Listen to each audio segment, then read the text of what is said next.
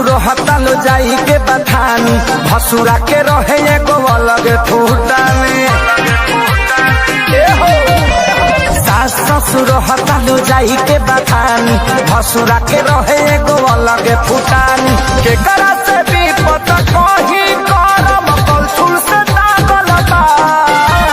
के करा से भी पता कही करम कलछुल से दागल बा हतार दारू पिए में पागल बा देवरो चोली रंगे में लागल बा हतार दारू पिए में पागल बा देवरो चोली रंगे में लागल बा देवरो चोली रंगे में लागल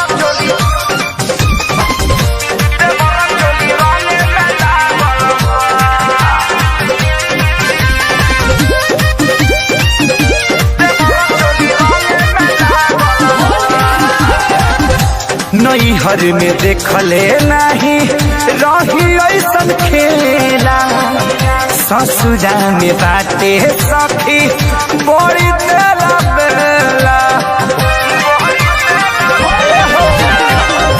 नैहर में देखले नहीं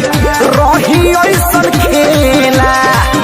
ससुरा में बाटे सखी बड़ी तेला बेला होली में हमारी जतिया सखी खूटी पटावल बा होली में हमारी जतिया सखी खूटी पटावल बा हतारा दारू पिए में पागल बा देवरो चोली रंगे में लागल बा हतारा दारू पिए में पागल बा देवरो चोली रंगे में लागल बा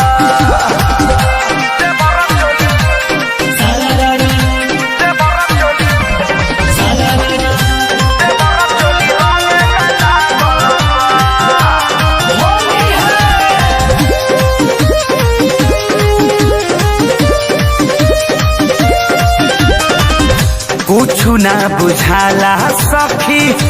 हंसी की रोई बुझे वाला तू खैहा बात नहीं कोई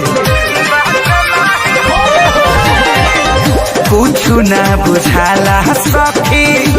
हंसी की रोई बुझे वाला तू खैहा